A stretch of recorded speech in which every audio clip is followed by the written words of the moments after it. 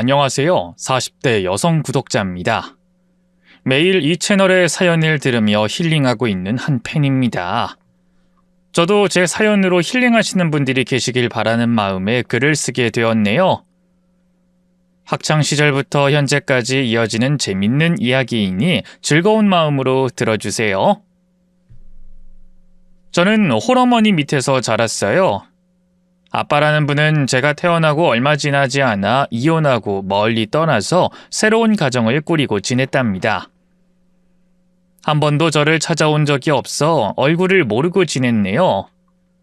엄마는 벽지를 뽑아내는 공장에서 일하셨고 어린 저를 돌보는 시간이 없어 거의 혼자 집에서 놀았어요. 버는 돈은 어떻게 생긴지 모를 빚을 갚는데 충당했답니다. 친절했던 옆집, 앞집 아주머니들이 절 많이 신경 써주셔서 다행히 굶지 않고 잘 지냈습니다. 가난하고 가진 거 없고 옷차림도 추레하고 신발도 다 떨어진 걸 신고 다녔으니 외적으로 만만하게 보여 친구들이 많이들 시비를 걸고 놀렸어요. 익숙했던 놀림이라 개의치 않고 무시하면서 자랐답니다. 중학교 때 교복을 입고 다니면서 놀림은 잦아들었어요. 제가 도시락도 싸오지 못하고 삐쩍 마르고 볼품없어서 그런지 불쌍하게 보고 매점에 데려가 빵을 사주거나 제 몫에 도시락까지 싸워서 나눠주는 친구들까지 있었습니다. 동정심이라고 해도 저는 친구들이 주는 우정이 감사하여 늘 해맑게 웃으며 지냈답니다. 중학교 시절은 나쁜 기억이 거의 없었어요. 바쁘고 매일 몸이 아프다고 하는 엄마가 안쓰럽게 보이는 것 말고는 일상은 지낼만 했답니다. 그런데 고등학교에 올라가기 전에 집안에 큰 위기가 닥쳤어요. 엄마가 열심히 일해서 빚을 갚고 있는 줄 알았는데 좁아터진 집에 공무원들이 와서 빨간 딱지를 붙이더니 집도 경매에 붙이겠다고 했어요. 남자들이 나가고 나서 엄마한테 집안 상황이 어떻게 돌아가는 건지 물었습니다. 엄마, 도대체 빚이 어디서 난 거야? 너 낳고 돈 들어간 데가 많았으니 여기저기 빚을 내면서 살아와서 그렇지. 다른 데 쓴 거 없고 너 하나 키우면서 들인 빚이다. 나 때문에? 엄마 솔직히 말해서 나한테 얼마나 돈을 썼다고 빚이 들어. 난 아기 때부터 동네 아줌마들 봐줬잖아. 좀 크고 나선 집에서 혼자 보냈고 사교육을 받은 것도 아니고 비싼 반찬 먹어본 적도 없어. 그리고 옷과 신발은 항상 헌 것만 입었다고. 저 때문에 빚이 생겼다는 말에 화가 나서 따지듯 말했습니다. 그랬더니 엄마는 버릇없이 나오는 저에게 따귀를 한 대 날리셨답니다. 기껏 키워놨더니 해준 게 없다고 따지는 거냐? 야, 네가 태어나지만 않았어도 이 엄만 다른 남자 만나서 새 시집 갔을 거야. 네 아빠가 널 버리고 도망가는 바람에 혼자 독박 쓰게 된 거라고. 내가 짐이 돼서 미안하네. 그래, 날 키워줘서 고마워. 아직 학생이라 독립하지 못해서 미안할 뿐이야. 이게 지금 엄마한테 비꼬면서 말하는 거냐? 야, 너 한 대 더 맞고 싶어? 제가 기억하는 엄마는 늘 신경질적이었고 저에게 따뜻한 애정을 한번 주신 적 없는 분이었어요.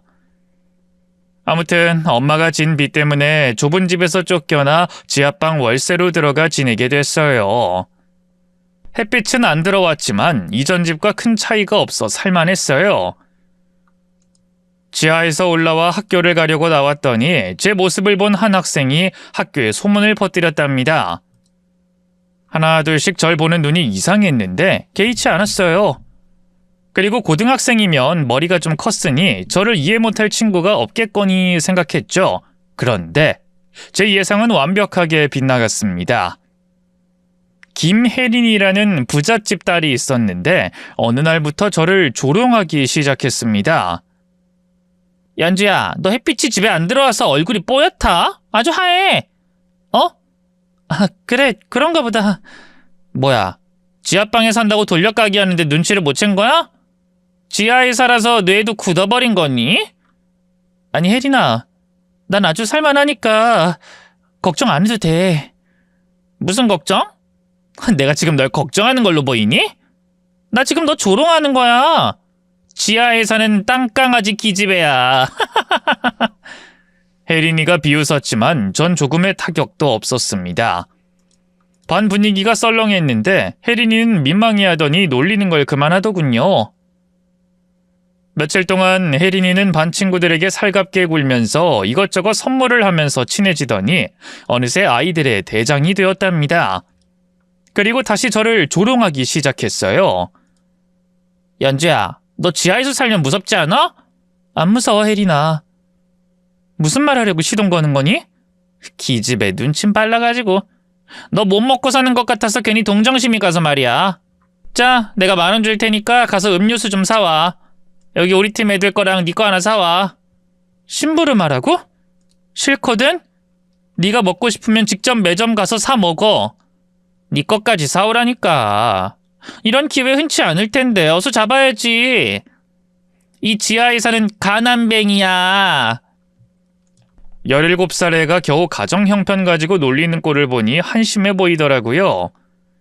개의치 않고 무시해버렸는데 혜린이가 무안했는지 언성을 높이며 제 머리채를 잡아챘습니다. 야, 내가 시키면 가서 사올 것이지 왜 무시를 해? 이거 너 알아? 네 눈, 코, 입에 싹 다 갈아버리기 전에 내 머리 놔! 연주야, 네 아빤 바람나서 도망갔다며? 그리고 네 엄만 공장 다니면서 한심하게 살고 있고 말이야. 네 미래는 안 봐도 훤하다. 너도 네 엄마랑 똑같이 공순이나 되겠지. 이렇게 학교 다닐 필요가 있는지 모르겠어. 혜린이의 손을 뿌리치고 경고한 대로 눈, 코, 입을 쥐어뜯고 책상에 박아버렸습니다. 그러자 혜린이의 친구들이 제 팔다리를 잡고 머리채를 잡았어요. 그리고는 인정사정 없이 저를 패기 시작하더라고요. 얼마나 많이 맞았는지 얻어입은 교복이 다 찢어져 버렸답니다. 친구들에게 맞은 것보다 한 벌 있는 교복이 만신창이가 돼서 화가 났어요. 집에 가서 엄마한테 교복 새로 사달라고 말할 용기가 없어서 바느질로 꿰맸어요. 안 그래도 해진 옷인데 바느질 흔적이 남으니 더 볼품없어 보였습니다. 그날 이후로 혜린이는 매 쉬는 시간마다 가까이 와서 조롱도 하고 심부름도 시켰어요. 거부할 시 몰매를 맞게 되니 억지로 시키는 대로 심부름을 하였고 조롱하면 가만히 듣고만 있었습니다. 혜린이 무리뿐만 아니라 다른 아이들도 제가 괴롭힘을 당하는 걸 가만히 보고만 있었어요. 친한 친구 하나 없었고 다들 등 돌린 적군 같았네요. 운명의 장난인지 2학년에 올라갔는데 혜린이와 또 같은 반이 되었습니다. 저를 괴롭히는 게 재밌는지 쉬는 시간 말고도 수업 시간에 시비를 걸었습니다. 교실 걸레를 제 머리에 던지기도 하고 책을 빼앗더니 걸레밥물에 담갔다가 돌려주기도 했죠. 야, 연주야, 그 썩은 내 나는 책이 너랑 잘 어울린다. 지하 시공창에서 사는 너와 너무너무 잘 어울려. 도대체 왜 이러는 거야? 나한테 이러는 이유라도 좀 알자. 내가 너한테 잘못한 게 있니? 잘못한 거 많지. 냄새나고 못생긴 네 얼굴 매일 봐야 하는 고통을 줬잖아. 눈에 안 띄면 모르겠는데 자꾸 내 눈에 거슬리니까 이러는 거라고. 야, 시궁창 연주야. 그 냄새나는 교복은 도대체 언제 빨았니? 너 오늘 나한테 말 많이 했으니까 교복을 빨아줄게. 얘들아, 시작해. 혜린이의 무리가 양동이의 걸레밥물을 저에게 뿌렸습니다. 흥건하게 젖어서 그걸 입고 수업을 들을 수 없는 지경이었죠. 화장실에 가서 옷을 빨고 물기를 짜봤는데 시커먼 때는 지워지지 않았습니다. 심심하면 괴롭히고 심부름 시켜 먹는 게 혜린이의 일상이었어요. 혜린이에게 맞서 말다툼을 하면 끝이 좋지 않으니 언젠가부터 제가 꼬랑지를 내리고 시키는 대로 움직였습니다. 야, 우리 연주가 한 번에 알아듣고 매점 가서 간식을 잘도 사왔네? 이제 됐지? 나 자리에 앉을게. 잠깐 연주야, 우리 테스트 좀 해보자. 바닥에 떨어진 음식 먹고 탈이 나는지 안 나는지 말이야. 네가 지하에 사는 애니까 딱 어울리게 떨어진 음식 먹으면 되겠지? 빵을 바닥에 굴리고 저에게 건네주더군요. 저는 두 손으로 받았고 그걸 어떻게 해야 할지 몰라 가만히 서 있었습니다. 뭐해 안 먹고? 혜린아, 이걸 어떻게 먹어? 네가 슬리퍼로 밟고 굴린 걸 입으로 먹지 어떻게 먹냐니? 야, 연주야. 지하에서 살면 이런 것도 먹을 수 있지 않아? 어서 먹어봐. 저는 고개를 좌우로 흔들고 빵을 쓰레기통에 버리고 자리에 앉았습니다. 잠시 후 혜린이의 명령으로 움직인 아이들이 제 몸을 붙잡더니 쓰레기통에서 꺼내온 빵을 억지로 제 입에 밀어넣었습니다. 그때 눈물이 나오더군요. 가난한 게 무슨 큰 죄라고 이렇게까지 하는 건지. 힘을 이기지 못한 저는 바닥에 굴리고 혜린이의 슬리퍼에 밟혔다 쓰레기통에 들어간 빵을 먹고 말았답니다. 하루는 혜린이가 씹던 껌을 제 머리에 붙여버렸어요.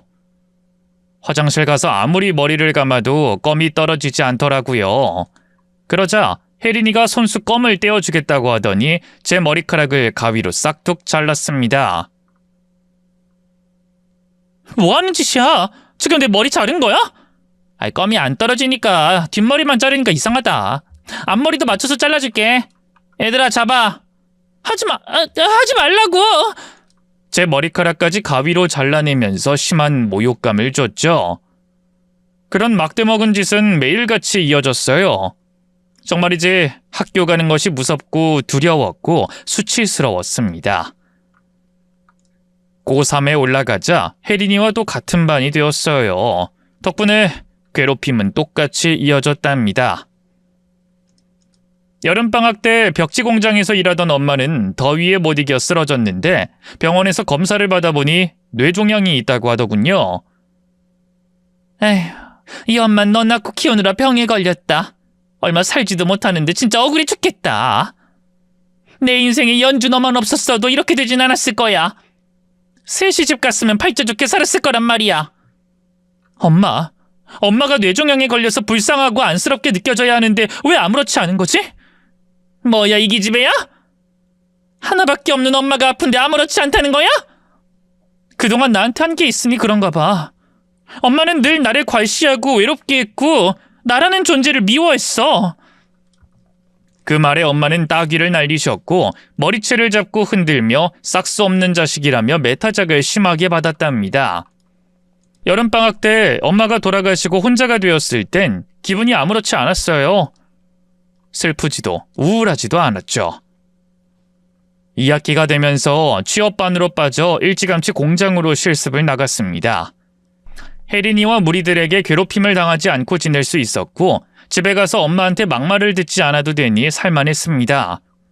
그런데 어느 평일 저녁에 공장에서 집으로 돌아갔더니 집안에 혜린이와 무리가 있더군요. 니들 여기서 뭐해? 여긴 어떻게 들어왔어? 연주야, 여기 지하잖아. 창문을 안 잠가서 쉽게 들어왔잖니. 오늘 우리가 술 한잔하려고 하는데 여기서 먹기가 딱 좋을 것 같아서 말이야. 술을 먹든 음료수를 먹든 니들 집에 가서 먹어. 니들 지금 남의 집에 무단 침입한 거야. 여기도 꼴의 집이냐? 야, 가서 술이나 좀 사와. 언니가 돈 챙겨줄게. 자, 받아. 소주, 맥주랑 안주할 과자랑 치킨도 좀 사와. 돈을 바닥에 집어던지고 나가라고 경고했습니다. 이제 그만 좀 괴롭혀라. 넌 지겹지도 않니?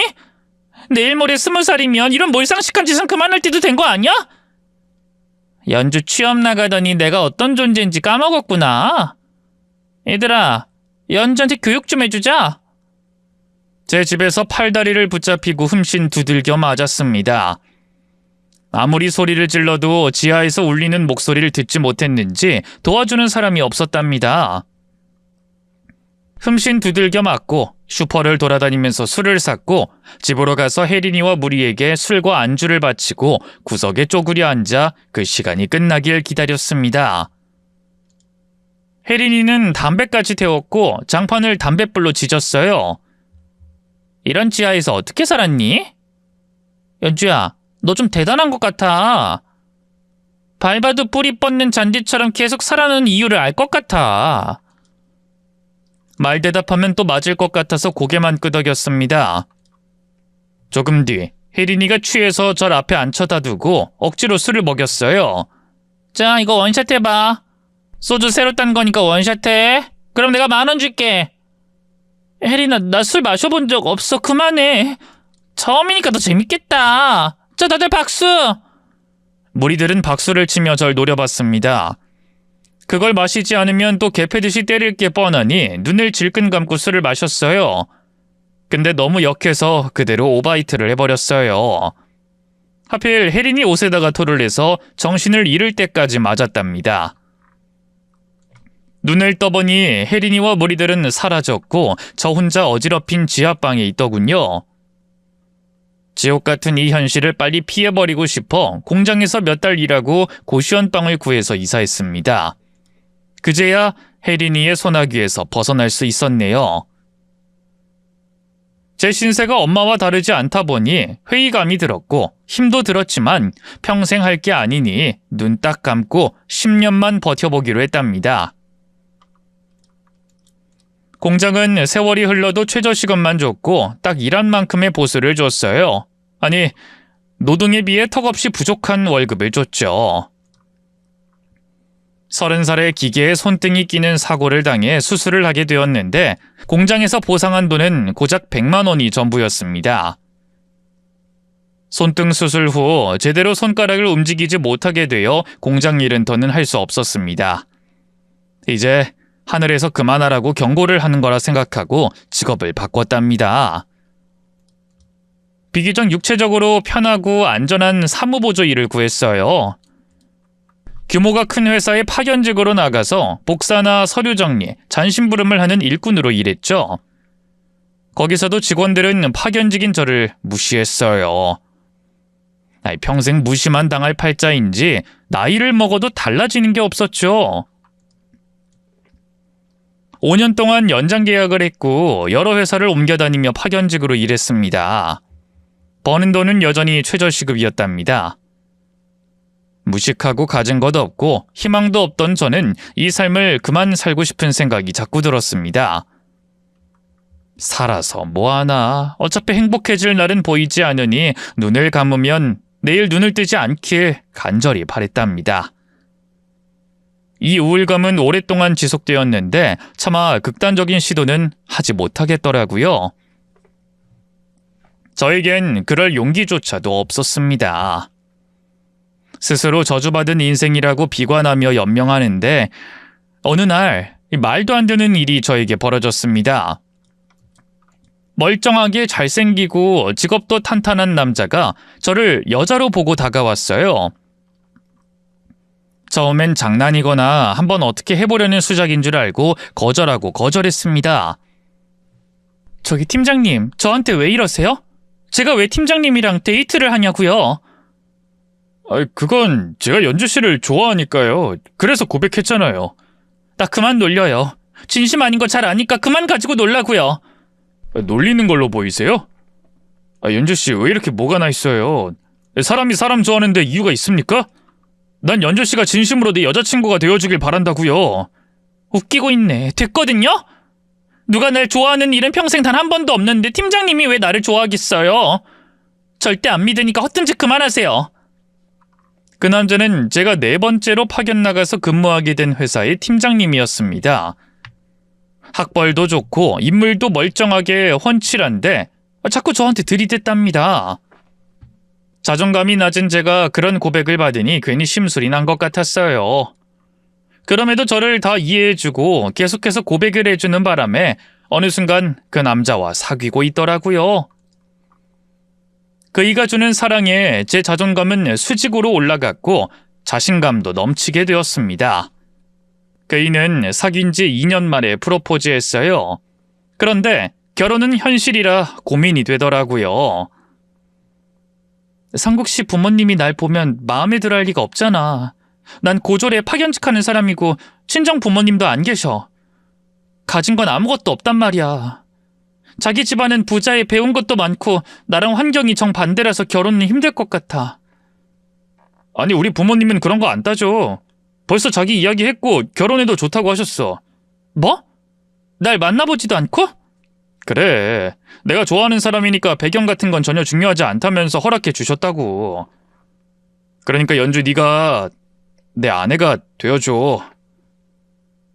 그이의 훌륭한 인품은 유전이었나 봅니다. 얼마 뒤 실에게 인사를 갔더니 저를 엄청 예뻐해 주셨어요. 으리으리한 집에 들어가 내 집처럼 편한 마음으로 시간을 보내고 나왔답니다. 결혼 준비는 시부모님이 알아서 다 해주셨고 전 진짜로 거의 몸만 가지고 결혼했어요. 유부녀가 되자 남편은 저에게 살림만 하라고 했는데 집에서 노는 건 체질상 맞지 않아 나중에 아기가 생기면 그만두겠다고 하고 계속 직장을 다녔습니다. 파견직 계약이 종료가 되고 연장 계약을 하면서 남편의 회사에서 나와 다른 기업으로 들어갔어요. 거기서도 서류 정리, 전심부름, 청소 등을 했는데 이 일은 누군가 해야 하고 충분히 쓸모 있는 일이어서 늘 자신감 있게 일했답니다. 결혼 생활은 무진장 편했어요. 수년 동안 남편이 저에게 엄청 잘하기도 하고 시부모님도 오냐오냐 하면서 예뻐해 주신 덕에 편한 결혼 생활을 했답니다. 그런데 결혼한 지 3년이 지나 40이 되었는데 아기 소식이 없자 시어머니가 작은 잔소리를 하셨어요. 저기 새아가, 내 말 기분 나쁘지 말고 들어. 아기가 바로 들어서지 않으니까 병원 가서 검사를 받는 게 어떨까? 네? 네 어머님. 안 그래도 검사 받아봤어요. 몸에 문제는 없다고 했어요. 아유 그랬니? 그럼 곧 좋은 소식이 있겠지? 죄송해요. 아무것도 없이 결혼해서 아이까지 못 가지고 있으니 얼마나 제가 미우시겠어요. 어머님 죄송합니다. 예, 그런 소리 하지 마라. 네가 왜 못났니? 넌 예쁘고 현명하고 지혜로운 사람이야. 아유, 내가 괜히 아기 이야기 꺼냈나 보다. 아무튼 그런 식으로 자신 하찮게 말하지 마라. 알겠니? 어머님 죄송하고 감사해요. 저 진짜로 열심히 노력해서 꼭 아이 가질게요. 그래, 노력하다 보면 금방 생기겠지. 그렇다고 너무 가슴에 담아두지 말거라.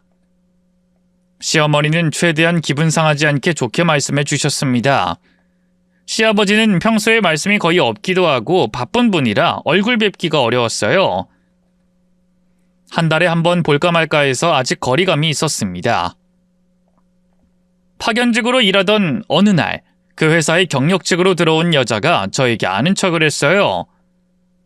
제 이름을 부르며 인사를 하길래 누군가 해서 봤는데 얼굴을 알아보겠더라고요. 저와 같은 고등학교를 다녔던 동창이었습니다. 연주야, 오랜만이다. 너 여기서 파견직으로 일하는 거야? 공장 다닌다는 소식 들었었는데 직업 바꿨구나. 성희야, 공장에서 손을 다쳐서 비교적 안전한 일로 바꿨어. 벌써 7년은 넘은 것 같다. 뭐야, 그럼 파견직으로 7년을 일한 거야? 정규직에 도전해볼 만도 한데 왜 아직도 파견직으로 일해? 맞다, 너 고졸이지? 이런 회사에 고졸이 들어올 수 없으니까. 미안. 전 대수롭지 않게 괜찮다고 말하고 제 할 일을 했습니다. 일과가 끝나고 퇴근하려고 하자 친구 성희가 제 뒤를 따라 나오며 말을 걸었답니다. 연주야, 너 소식 궁금해하는 애들 많아. 나를? 왜? 왜긴 왜야, 친구니까 그렇지.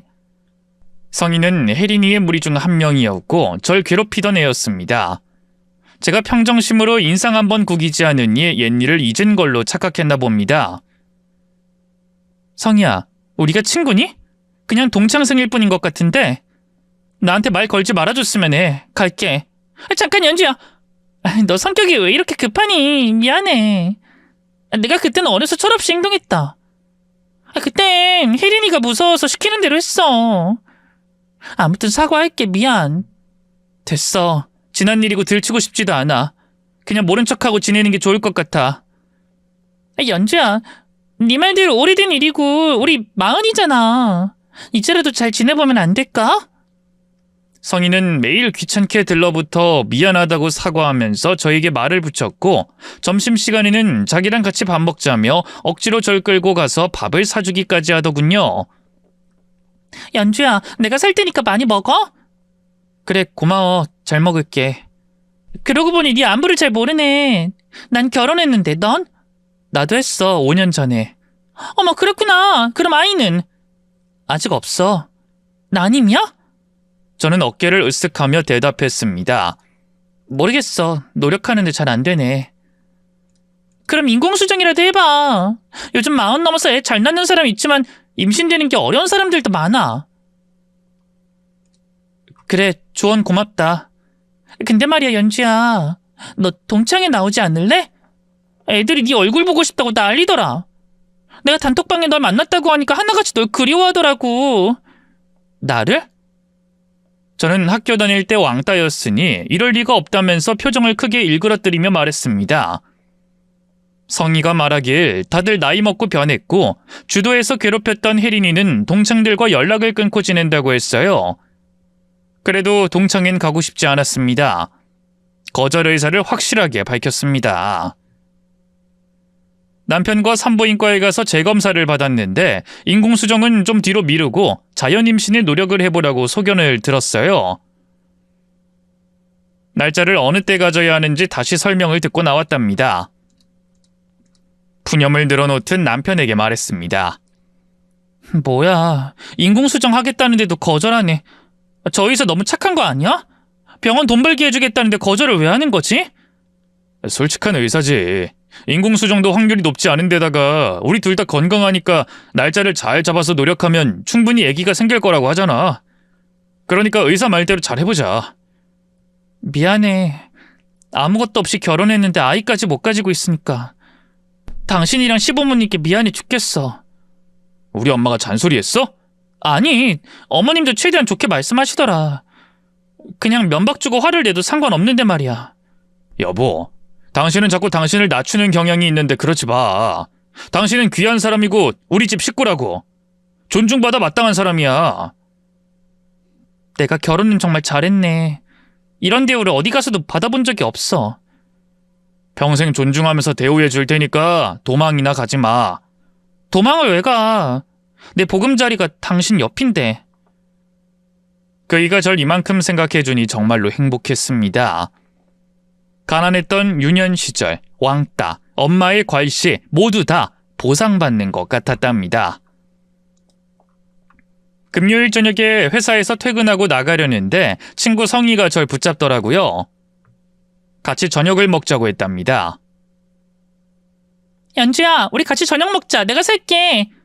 아니야, 난 집에 가서 남편 밥 해줘야 해. 넌 남편 밥 안 해줘? 매일 해주는 밥 하루 안 해주면 어떠니? 오늘 시간 좀 내줘. 저는 약속을 잡는 성격도 아니고 즉흥적으로 따라가서 저녁을 먹는 타입은 더더욱 아니었습니다.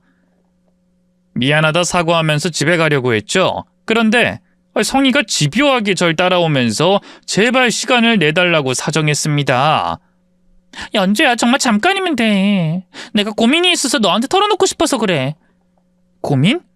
다른 친구 불러서 하면 되잖아. 요즘 연주 너를 매일 보니까 편해져서 너랑 대화하고 싶어. 부탁이야. 제 눈을 빤히 보면서 고민을 털어놓고 싶다고 하는데 거절하지 못하겠더라고요. 옛날 일을 생각하면 같이 밥을 먹으며 고민을 털어놓는 건 상상할 수도 없는 일이었지만 지금은 다 지난 일이고 잊었으니 한번 시간을 내보기로 했습니다. 좋아, 1시간이면 되겠지? 남편한테 문자 좀 보낼게. 고맙다, 연주야. 네가 오늘 날 살렸다. 살리기까지 했니? 얼마나 힘든 고민이길래 그러는 건지. 들어보자. 친구가 절 데리고 한우집으로 들어가더군요. 테이블이 꽉 차 있었는데 알고 보니 고민을 말하겠다고 잡은 게 아니라 동창회 모임에 절 참석시키려고 거짓말을 했더라고요. 자리에 앉은 동창생들이 모두 저를 올려다보며 인사를 하더군요. 성희야, 너 거짓말한 거야? 연주야, 어서 앉아. 앉아서 일단 먹으면서 이야기하자. 이왕 이렇게 된 거 1시간만 앉아있다가 가기로 마음먹었습니다. 그런데 잠시 후 식당 문이 열리자 동창생들이 기립하더군요. 선생님이라도 오셨나 해서 돌아봤더니 혜린이가 들어오고 있었어요. 다들 오랜만이야. 어머, 이게 누구야? 연주 아니니? 정말 오랜만이다. 성희야, 내가 준 임무를 잘 해냈구나. 연주 얼굴을 봤더니 아첨하는 얼굴로 혜린이에게 말하더군요. 혜린아, 나 잘했지. 우리 회사 파견직으로 일하는 애한테 착한 척하면서 말 거는 것도 곤욕이더라. 근데 혜린이 네가 동창회에 반드시 연주 데리고 오라고 해서 내가 온갖 연기하면서 친한 척했다고. 연주 저기 집에 어찌나 까칠하던지 재수 더럽게 없다니까. 그래, 수고했어, 성희야. 네 자리 옮겨라. 내가 연주 옆에 앉을게. 그러자 성희가 일어났고 혜린이가 제 옆에 앉았습니다. 시간이 지났음에도 제 손이 부들부들 떨리더군요. 아무렇지 않은 척하고 있으려고 했는데 그게 어려웠습니다. 선영이가 저를 툭툭 치더니 소주잔을 새 것으로 하나 가져오라고 하더군요. 연주야, 나 소주잔. 벨 누를게. 아니, 네가 직접 가져다 줘. 옛날처럼 심부름하는 거라 생각하고 대령해와. 동창들의 시선이 집중되자 자리에서 일어났습니다. 소주잔을 하나 들고 돌아와 혜린이에게 건네줬습니다. 자, 따라봐. 그래. 짠해야지. 다들 잔 들어. 소주잔을 채우자 혜린이가 건배사를 하겠다고 하더군요. 지하방에서 썩어 지내던 쌍거지 연주를 위하여! 정말이지 하나도 변한 게 없더군요. 저는 무시하고 그만 자리에서 일어나려고 했어요. 야, 어딜 가려고? 집에 남편이 기다려서. 연주, 너한테 남편이 있다고? 시공창에서 썩던 네가 결혼했다는 게 믿기지가 않는다. 네 남편 뭐하는 사람이니? 아, 공장에서 만났나? 네가 그런 것까지 알 필요는 없고. 아, 그러셔요? 파견직 다니는 연주씨? 나이 마음 먹도록 아직도 파견직을 다니냐? 네 인생도 참 깜깜하기만 하다. 제 자존심을 깎아내리려고 별소리를 다 하더군요. 한기로 흘려버리고 다시 나가려고 했더니 이번엔 혜린이의 꼬봉들이 우르르 일어나서 입구를 막았습니다. 혜린이가 깔깔 웃더니 제 의자를 가리키며 앉으라고 했어요. 앉아봐 먹으니까. 앉아, 연주야. 어디까지 하려고 이러니? 나이 처먹고 이러는 거 유치하다고 생각 안 해? 연주 많이 컸네.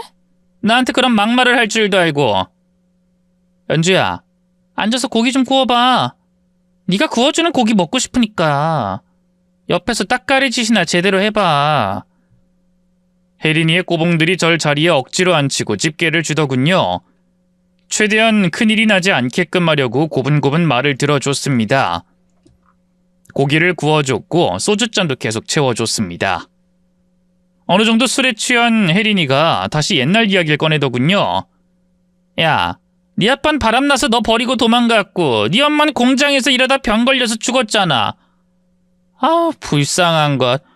난 네가 평생 지하방에서 썩을 줄 알았다. 네 팔자가 뒤용박 팔자라고 생각했다고. 근데 시집을 다 갔네. 장하다, 연주야. 그래, 시집 간 게 대단하지. 나도 그렇게 생각해. 이제야 주제 파악하고 분수에 맞는 말 하네. 야, 네 남편 뭐하냐? 회사 다녀. 대기업 팀장이고. 야, 너 거짓말이 너무 센 거 아니야? 대기업 팀장이 너랑 왜 결혼을 하냐? 한낱 파견직이랑 결혼을 왜 하겠냐는 말이야. 술에 취한 혜린이에게 설명하고 싶지 않았습니다. 그냥 다시 고기를 구워주고 있는데 혜린이가 자기 명함을 저에게 던지더군요. 봐라, 너 같은 파견직애가 지갑에 이런 명함 한 장 꽂혀있으면 영광일 것 같으니까 한 장 주는 거야. 나 이병헌 교수야. 무식한 너한텐 이런 인맥 없지? 아, 이병헌 알아. 당연히 알겠지. 대학병원인데 모르는 게 이상한 거 아니냐? 아니, 이 병원에 우리 아빠가 일하고 계시거든. 뭐? 네 아빠가? 도망갔다는 네 아빠? 글쎄, 도망간 아빠는 아니고 현재 아빠인 분이 여기 병원장님이야. 제가 병원장이 아빠라고 하자 여기저기서 웃음소리가 터져나왔습니다. 혜린이가 웃기다면서 제 머리를 손가락으로 밀치더군요. 웃기고 있네. 우리 병원장님이 네 아빠라고? 살다 이렇게 어이없고 웃긴 이야기는 처음 듣네. 야, 그럼 불러봐. 네 아빠니까 딸이 부르면 올 거 아니야. 그럴까? 저는 핸드폰을 꺼냈고 잠시 주저했다가 전화를 걸었습니다. 아빠, 저예요, 딸. 지금 동창회에 나왔는데 동창 중에 아빠 병원에서 일한다는 교수가 있어서요. 박혜린이라고 아세요? 지금 여기 오시면 좋겠는데 안 되면 할 수 없고요. 통화는 금방 끝이 났고 다들 박장대소를 했습니다. 제가 병원장의 딸이라는 게 웃기다면서 비웃고 떠들고 난리가 났어요. 한참 뒤에 혜린이는 또 옛날 이야기를 꺼내더니 무시하는 말을 아끼지 않았습니다. 야, 네 애비 도망갔다며? 저 자식 버리고 도망간 놈이 병원장이 됐다고? 너 그걸 우리더러 믿으라는 거냐? 거짓말하면서 표정 하나 안 변하네. 야, 내 술잔 술 비웠잖아. 당장 따라. 그 순간 제가 든 술병을 누군가가 빼앗아 들었습니다. 아이고, 박 선생. 여기 있었구만. 우리 딸이 동창회 나왔다더니 자네가 친구였나 보구만. 원장님? 박 선생, 근데 술을 앉아서 받는 거야? 아빠의 한마디에 혜린이가 기립했고 동창들도 모두 기립했습니다. 허허, 박 선생, 우리 딸이랑 인연이 깊다며. 내가 자네 이야기 많이 들었던 것 같아. 내 딸이 학교 다닐 시기에 괴롭히던 애가 있었다고 말이야. 그게 바로 박 선생 자네인 거지? 원장님, 저 아닙니다. 연주랑 저는 친한 친구 사이였습니다. 근데 진짜로 따님이세요? 그래, 딸이야. 내 아들하고 결혼했으니까 딸내미나 다름없지. 우리 딸 고기 좀 많이 먹었나? 안 되겠구만. 이 박 선생이 옆에서 고기 좀 구워줘야겠어. 앉아서 집게 들어. 제가 부른 아빠는 바로 시아버지였습니다. 결혼 전 어두워 보인다는 저에게 대화를 요청하셔서 과거 일을 털어놓고 오열한 적이 있어요. 아버님은 저에게 정신과 선생님을 소개해 주셨고 치료를 했답니다. 제가 전화로 아빠라고 부르자 놀라신 목소리였는데 동창회 중이라고 하니 눈치를 채고 달려오신 거였어요. 그리고 아버님은 혼자가 아닌 시어머니와 같이 오셨답니다. 시아버지가 혜린이를 군기 잡고 고기 굽게 하는 동안 시어머니가 밥그릇을 들더니 숟가락으로 소리를 크게 내면서 주목시켰어요. 우리 새끼 동창들 잘 들어. 내 딸님이 불러다 놓고 조롱하고 가지고 놀 생각이었나 본데 니들 잘못 걸렸어. 나랑 남편은 이지영 유지야. 니들 서방들이 회사를 다니든 사업을 하든 불이익을 줄 수 있는 사람이야. 요즘 시대에 그런 게 어딨냐고 생각할 수도 있겠지. 근데 괜히 까불다 인생 종치지 말고 내가 시키는 대로 해. 다들 한 명씩 내 딸내미한테 진심 어린 사과하고 꺼져.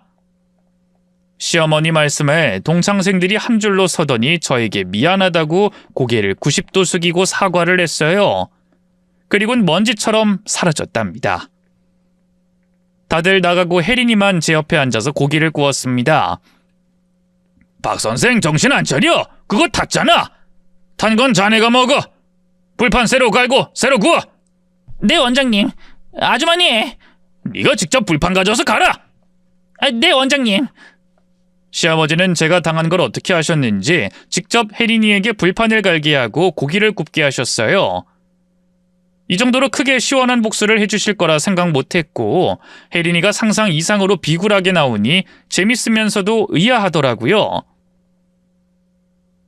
아버님, 혜린이가 무슨 큰 잘못이라도 했어요? 아버님 말씀을 고분고분 듣네요. 시아버지는 시선을 혜린이의 명함으로 돌리며 비웃으셨습니다. 박 선생, 명함 보니까 교수라고 써놨대. 교수는 무슨, 지금 자리도 위태하고만 어디서 허위로 명함을 파서 허세질을 하나? 박 선생, 자네가 의료사고 낸 것 때문에 병원에서 피해본 거 알지? 그 정도면 해고해도 정당한 거 아나 모르나? 잘 압니다, 원장님. 명함은 그냥 친구들한테 허세 부리려고 뽑았습니다. 이것도 엄연히 사기야. 사기요? 원장님, 저는 다만 친구들한테 꿀리는 사람이 되기 싫어서 만든 겁니다. 친구들 말고는 절대로 이 명함 돌리지 않았어요. 병원에서 자리 하나 차지하고 있는 것도 마음에 안 드는데 내 딸내미를 괴롭히던 주동자였다고 하니까 가만히 두고 싶지가 않구만.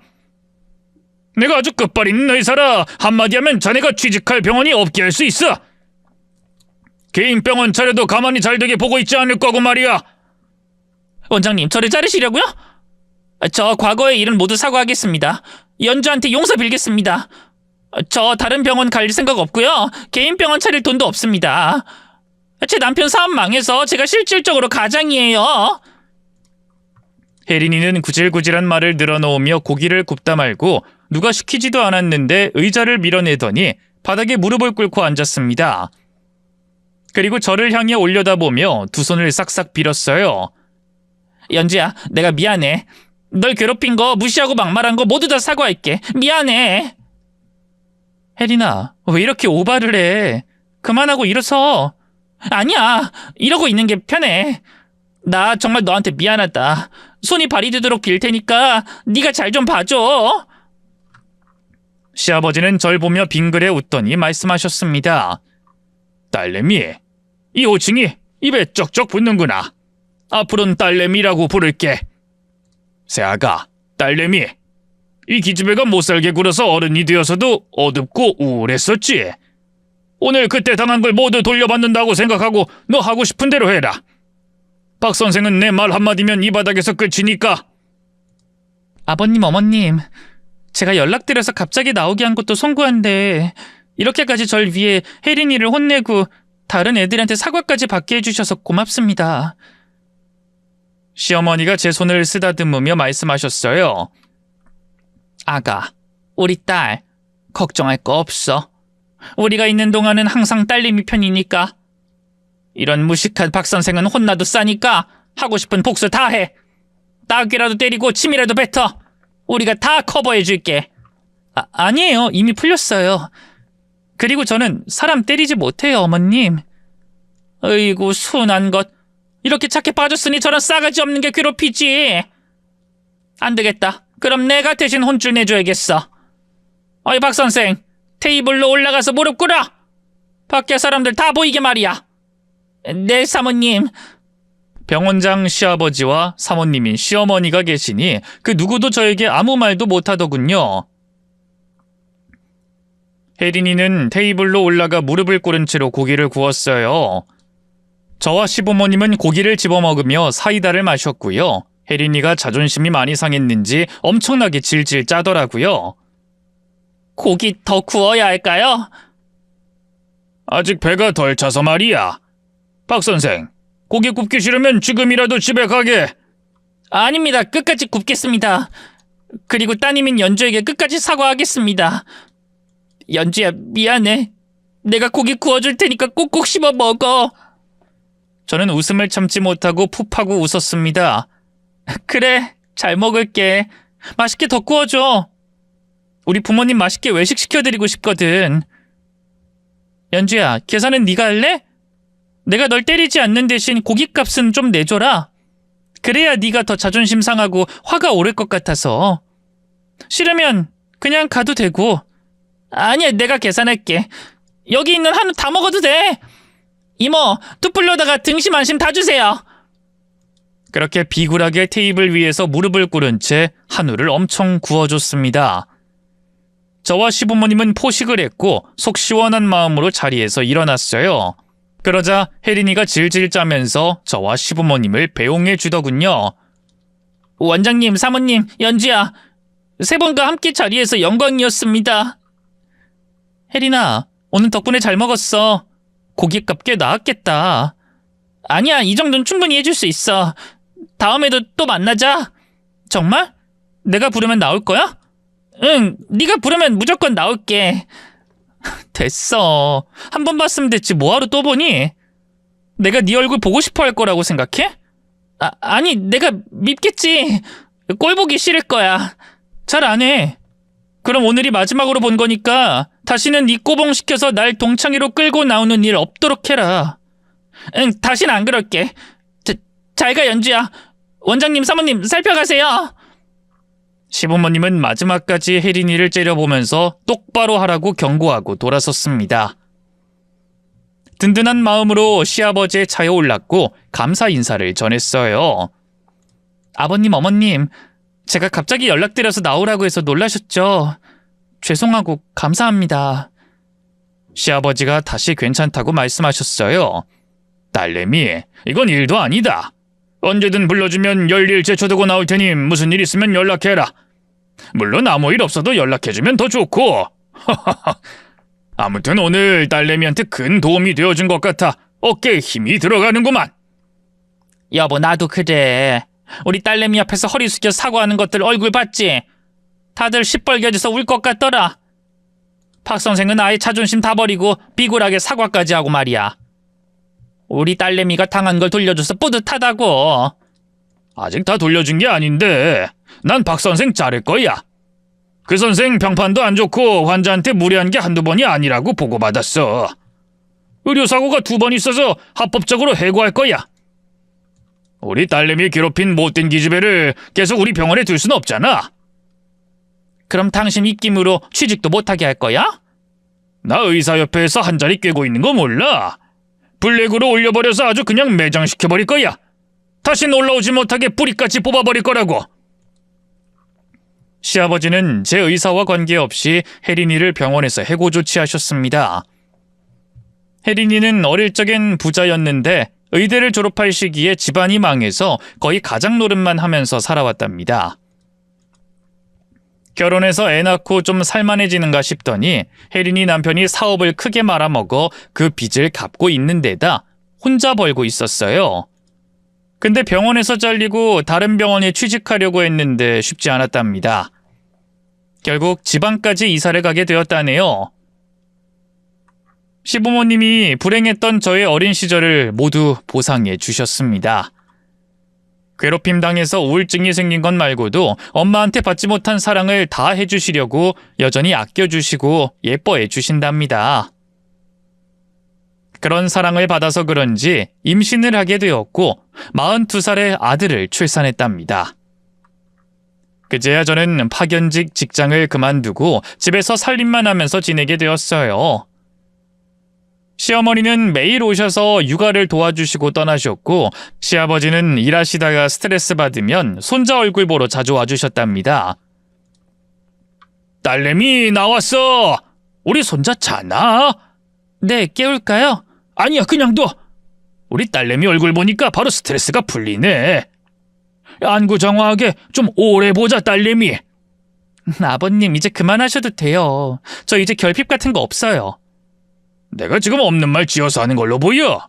나 딸내미 얼굴 보러 온 거라고. 자, 그 예쁜 얼굴 좀 제대로 보여줘봐. 시아버지가 제 얼굴을 보고 기쁘게 웃어주시니 눈물이 왈칵 쏟아졌습니다. 기뻐서 흘린 눈물은 아마 처음이었을 겁니다. 아버님, 감사해요. 모자란 며느리 걷어주시고 이렇게 사랑으로 보듬어 주셔서 진심으로 감사합니다. 우는 거야? 이거 내 마누라한테 자랑해야겠구만. 딸내미, 엄마 앞에선 기뻐서 울지 않았지? 내가 더 좋은 거지? 시아버지의 재치에 울다가 웃음이 팍 터지고 말았네요. 네, 아버님 앞에서만 울었네요. 다음엔 어머님 앞에서도 기쁘다고 울어야겠어요. 아버님, 감사합니다. 기뻐서 우는 거라면 환영이지. 딸내미, 앞으로는 슬퍼서 화나서 울지 않게 우리 가족이 지켜줄 거야. 그러니까 평생 행복하라고. 시부모님의 존재는 저에게 부모 이상이었습니다.